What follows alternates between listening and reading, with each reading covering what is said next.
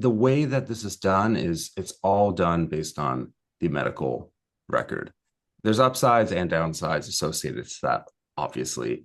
The upside I want to say is like we have the actual date and the time that deliveries were happening and procedures were put into the medical record. And if you're doing a cohort study outside of a healthcare system and recruiting people and getting people to self-report it, sometimes it may not be as accurate as what's actually in Epic.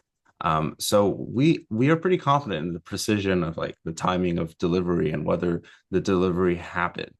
um, Now, there are some limitations with regards to like when were people taking the medication. We can't tell you exactly when during pregnancy someone took this medicine from Trinetics. We also can't tell you like were they breastfeeding postpartum?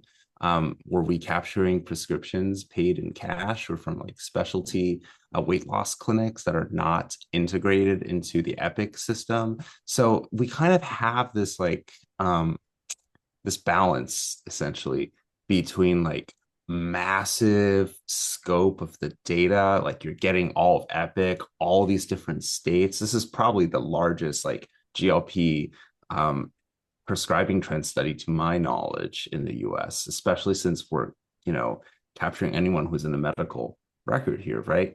But the downside is there is some payoff in terms of the data being more coarse. So I like to see this as we have a 30,000-foot view, and it's now time to dive quite a bit deeper. Like this is no longer just like a rare sort of phenomena.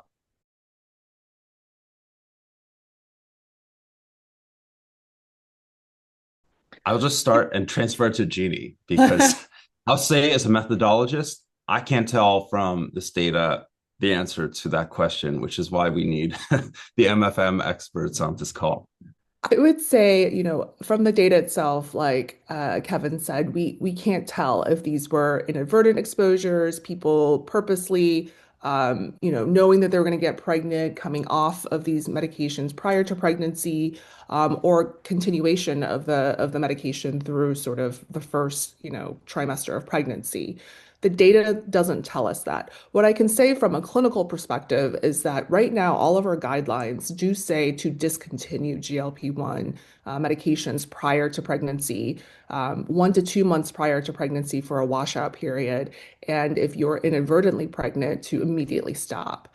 So I don't think that there are that many physicians and clinicians out there prescribing GLP-1 medications purposefully throughout pregnancy. So I think this database, given these recommendations, likely reflect, folks who had planned to stop prior to pregnancy and or folks who were inadvertently exposed during early pregnancy.